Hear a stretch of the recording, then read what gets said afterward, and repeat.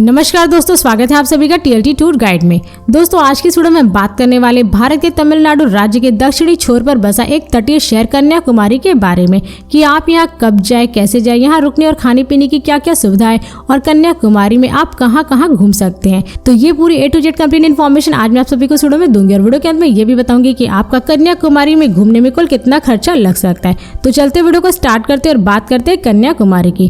कन्याकुमारी तमिलनाडु के दक्षिणी तट पर बसा हिंद महासागर, बंगाल की खाड़ी और अरब सागर का संगम स्थल है, जिससे कि इस स्थान को त्रिवेणी संगम भी कहा जाता है और देश के मानचित्र के अंतिम छोर पर होने के कारण अधिकांश लोग इस शहर को देख लेने की इच्छा रखते हैं। और भारत भूमि के सबसे दक्षिणी बिंदु पर स्थित कन्याकुमारी केवल एक नगर ही नहीं बल्कि देशी विदेशी सैलानियों का एक बड़ा टूरिस्ट प्लेस भी है। और कन्याकुमारी में समुद्र के बीचों बीच चट्टान पर मौजूद विवेकानंद स्मारक यहाँ की पहचान है। दोस्तों अब बात करें कि आप कन्याकुमारी कब जाए। वैसे तो आप यहाँ पर कभी भी किसी भी समय जा सकते हैं, लेकिन यहाँ पर जाने का सबसे सही समय सर्दियों का मौसम यानी कि अक्टूबर से मार्च तक के महीनों का होता है, क्योंकि इन महीनों के दौरान कन्याकुमारी का मौसम काफी ज्यादा सुहावना और अच्छा होता है, जिससे कि टूरिस्ट प्लेसेस को घूमने में यहाँ पर कोई भी परेशानी नहीं होती। इसलिए अधिकतर टूरिस्ट यहाँ पर सर्दियों के मौसम में ही जाना पसंद करते हैं। दोस्तों अब बात करें कि आप कन्याकुमारी कैसे पहुंचे। वैसे तो आप यहाँ पे बाई ट्रेन, बाई प्लेन और बाई बस बड़े ही आराम से पहुंच सकते हैं। दोस्तों यदि आप कन्याकुमारी ट्रेन से जा रहे तो यहाँ का निकटतम रेलवे स्टेशन खुद कन्याकुमारी रेलवे स्टेशन है, जो कि देश के प्रमुख बड़े शहरों के रेलवे स्टेशनों से रेल मार्ग द्वारा काफी अच्छे तरीके से जुड़ा हुआ है। लेकिन अगर आपको कन्याकुमारी रेलवे स्टेशन के लिए डायरेक्ट ट्रेन की सुविधा ना मिले तो आप नागरकोविल या फिर तिरुवनंतपुरम रेलवे स्टेशन के लिए भी ट्रेन की सुविधा ले सकते हैं, क्योंकि यह रेलवे स्टेशन देश के विभिन्न शहरों के रेलवे स्टेशनों से रेल मार्ग द्वारा काफी अच्छे तरीके से जुड़ा हुआ है। और नागरकोविल रेलवे स्टेशन से कन्याकुमारी की दूरी लगभग 17 किलोमीटर है और तिरुवनंतपुरम से लगभग 90 किलोमीटर है, जिसे आप बाई बस या फिर शेयरिंग टैक्सी के थ्रू पूरा कर सकते हैं। और अगर आप इस रेलवे स्टेशन के बाहर से कन्याकुमारी के लिए बस लेते हैं तो उसका चार्ज लगभग 40 से 80 रुपए पर पर्सन होता है। और वहीं अगर आप शेयरिंग टैक्सी लेते हैं तो उसका चार्ज लगभग 100 से 300 रुपए तक होता है।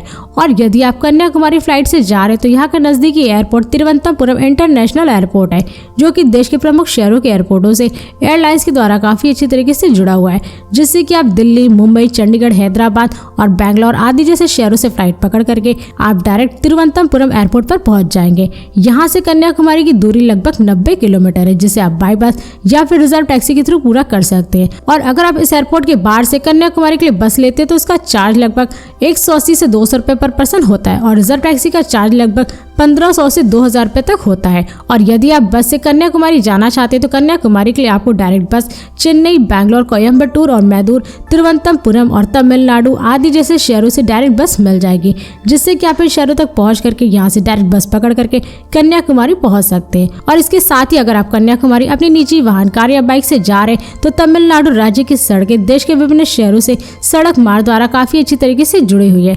और साथ ही यहाँ की सड़कों पर आपको जगह जगह पर कई सारे पेट्रोल पंप, रेस्टोरेंट और होटल आदि जैसे सारी सुविधाएं देखने को मिल जाएंगी, जिससे कि आप रास्ते में खाते पीते मौज मस्ती करते हुए अपने निजी वाहन द्वारा कन्याकुमारी तक पहुंच जाएंगे। दोस्तों अब बात करें कि आप कन्याकुमारी पहुंचने के बाद कहाँ पे स्टे करें।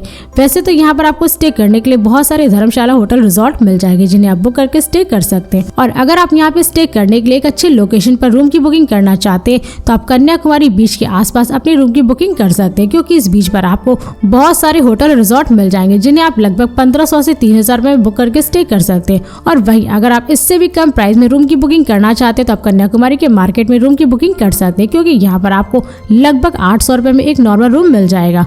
दोस्तों अब बात करें कि कन्याकुमारी में खाने पीने की क्या सुविधा है।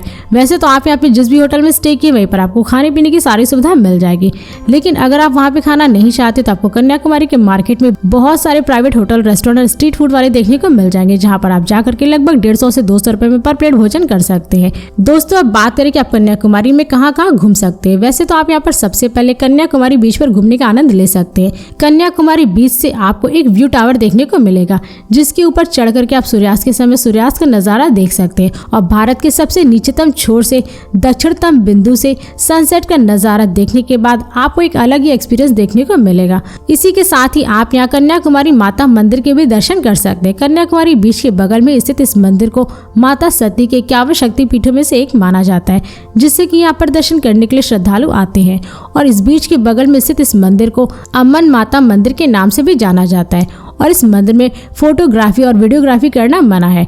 और इसी के साथ ही आप यहाँ थिरुवल्लुर स्टेच्यू भी देख सकते हैं। समुद्र के बीच में स्थित इस स्टेच्यू तक आपको विवेकानंद रॉक मेमोरियल से ही उसी जहाज में बैठ करके पहुंचना होता है। और यहाँ पहुंचने के बाद आपको लगभग 133 फीट ऊंची थिरुवल्लुर की प्रतिमा देखने को मिलती है। और कन्याकुमारी बीच तक यहाँ से जहाज से पहुँचने में लगभग 150 से 200 रुपए तक का चार्ज लगता है। और इसी के साथ ही साथ आप यहाँ गांधी मंडपम भी घूम सकते हैं। सन 1956 में बनवाया गया यह मंडपम गांधी जी की धरती पर जीवित होने की यानी कि उनकी जीवन आयु को दर्शाता है।